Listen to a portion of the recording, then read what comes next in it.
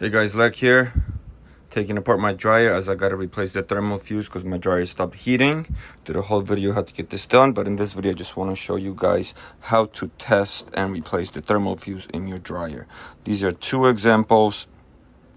Got this kit on Amazon, about 10 bucks. Comes with a thermostat and two types of thermal fuses. This is probably the most commonly used. My dryer looks like it uses this one, so I'll show you guys where it's located and I'll show you guys how to test it using a multimeter. So we access our dryer, the back of the dryer. We got the thermostats, fuses, all that here. Our thermal fuse is located right over here. So we're gonna disconnect these two wires from it.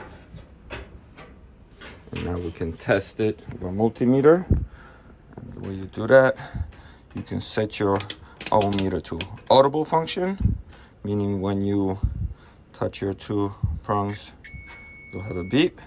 So if you test a good fuse, you have a beep.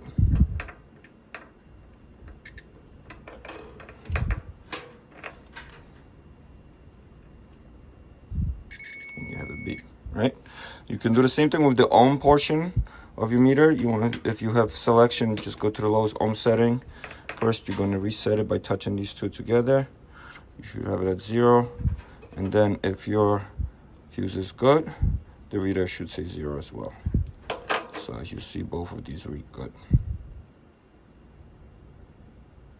Now, let's test our fuse.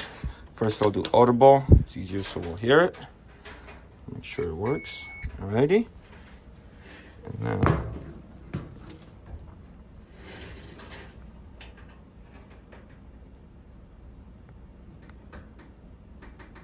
and we have nothing. So that means it's a bad fuse. It's a good sign. That means that's the problem. Let's take it off and replace it. And it looks like it uses one Phillips screwdriver head. So very simple.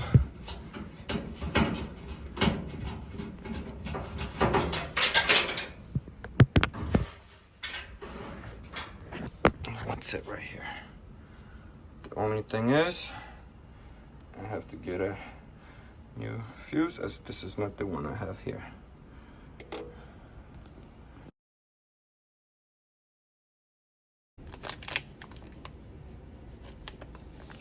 Alrighty, got the new part. Did find it on Amazon by searching the part number on here for this GE dryer, and this is the aftermarket version, which was $20. You can get the GE version for $30 plus another like 13 shipping, but that will take a few days to get. I need this right away. Got this overnight on Amazon Prime, and this is actually a controlled thermistor, so it's not a thermal fuse like these guys and the other dryers. That's what the GE dryer's model is called. But the idea is the same. So we're going to pop that back in, and hopefully that was it. I'm not really testing any other components right now.